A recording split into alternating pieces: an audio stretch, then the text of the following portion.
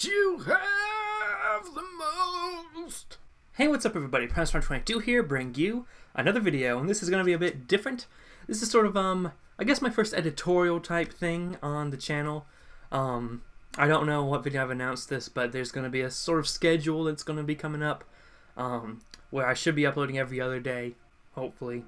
So, yeah. So, for those of you who don't know, there's a Transformers 5 movie coming out. And if you don't know by now, then what are you doing on this channel, to be honest? So I thought the Transformers 5 trailer was pretty good, but I do have some worries for the movie.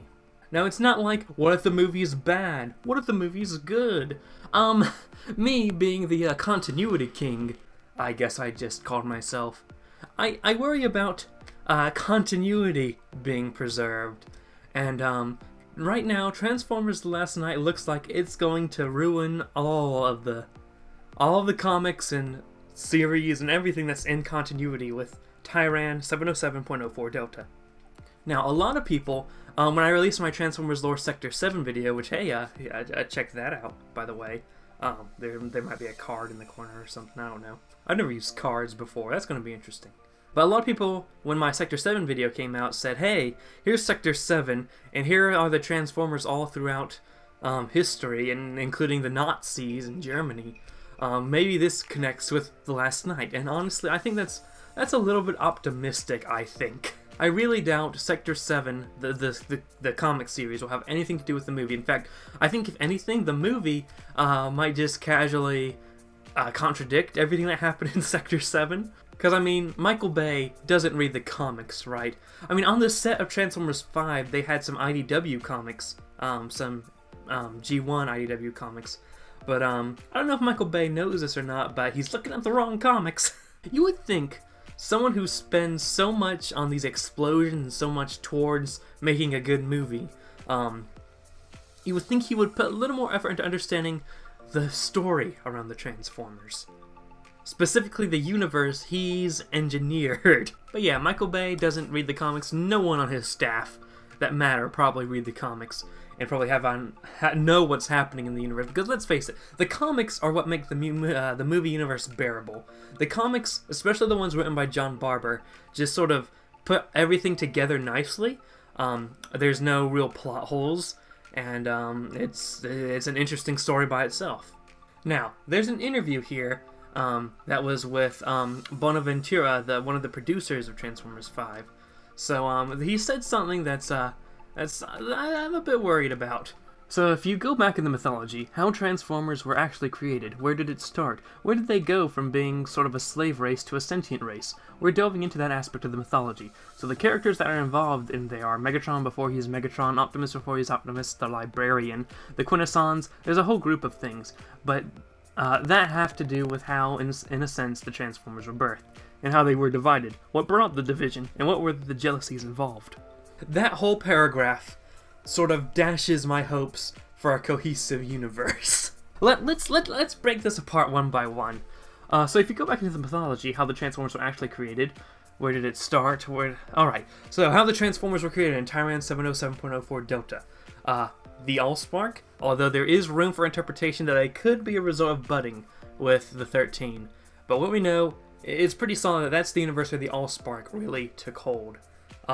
Sort of stuff that's given in the movie themselves, so I don't know what they're going to try to do. Where did they go from being a sort of slave race to a sentient race? We're dealing with that aspect of the mythology. Okay, that aspect of the mythology is from a different mythos. You're pulling stuff from, like, the Primax 984.17 Alpha stuff. You're pulling that mythology. When you realize you have your own mythology to draw from, you're picking from the wrong universe here. The Transformers were never a slave race in Tyran 707.04 Delta. They started off after the loss of the Allspark and the loss of the 13. The Transformers alone broke apart into different factions and started warring with each other. We see that in Defiance and a little bit into Foundation. Or one of the... Defiance and Foundation really make up the foundation of most of the early stuff in the Transformers universe, of this universe. Megatron before he's Megatron, Optimus before he's Optimus, the Librarian. Okay, Optimus doesn't even have enough room to be a librarian in the continuity. He started off as a sort of almost a seeker with the Knights, the same purpose, to explore the universe. Maybe not necessarily to find the stars. But being created along with the Seekers is the best place to put him, where his creation was.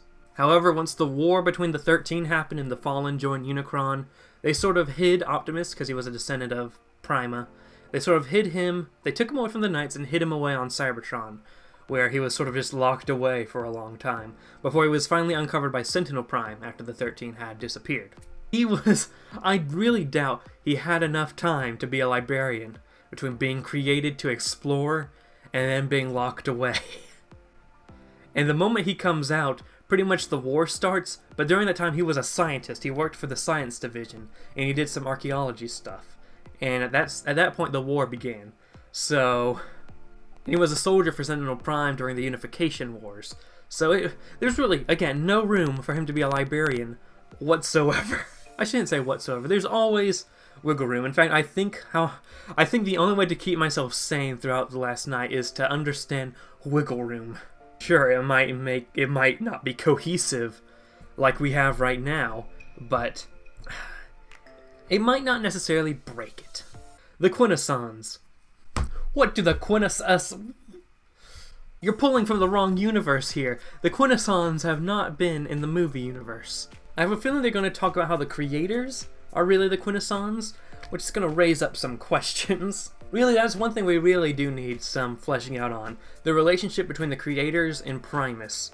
That's something that I want to see filled out, and I think that will be touched on last night. There's a whole group of things that have to do with how, in a sense, the Transformers were birthed. Again, we've already talked about it. It's in Defiance and Foundation, and I am close to the camera. And also how they were divided, what brought up the division, and what jealousies were involved. The war started after the Fallen's sarcophagus was discovered on Cybertron. Megatron took it, and the Fallen sort of talked to him, sort of coerced him into joining his forces, and sort of convinced him to, free him. Also, you have the whole incident in the Hashem's Nebula when the aliens attacked in search of the Allspark. So really, being corrupted by the Fallen and all his sort of militarist tendencies, Megatron started the war. He sort of created a government, one government that merged the military and the science division before the science division kind of rebelled. So that's really how it started. You can see Transformers Defiance for that. Which leads me, but this paragraph leads me to this paragraph leads me to believe that the last night is going to talk about the beginning of the war. Only they're going to make up something entirely new that doesn't fit with continuity at all. That is my number one worry. And my number one worry of the last night is how is it going to fit with continuity? Because I think it's going to just destroy everything.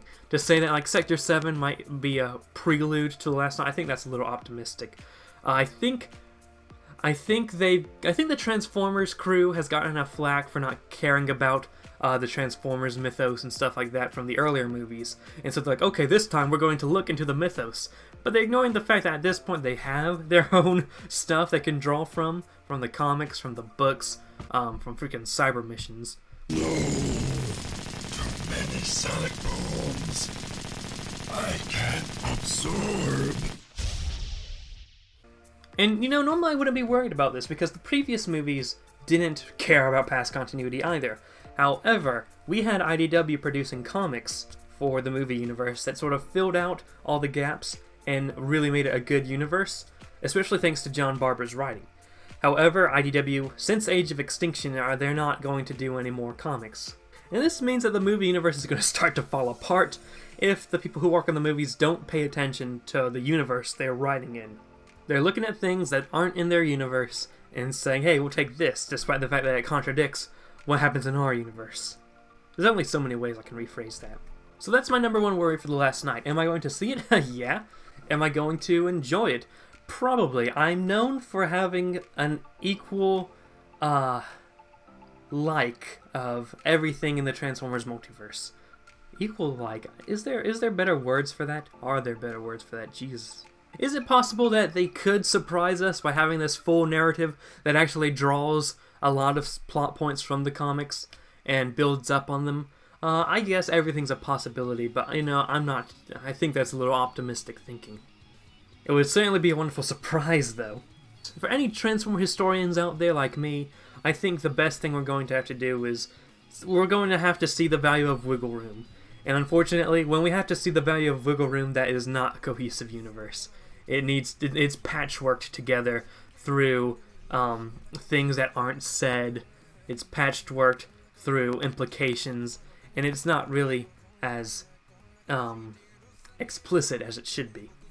And the patchwork of continuity is what overall I think is the weakest part of the movie universe of Tyran 707.04 Delta. So that's just, I guess, a little blog, I guess a little thing, a little pizzazz. I don't know what to call it. I'm calling it an editorial. So that's my little editorial on my worries for Transformers: The Last Night. So yeah, if you have anything you want to talk about the Transformers movie continuity and how maybe The Last Night might bring things together, might break things apart, feel free to comment below. Go follow me on social media for updates. Subscribe if you want to, and you haven't yet. Check out the Lazy Koalas in my second channel. All links are in the description. And yeah, have a good day, ladies and gentlemen.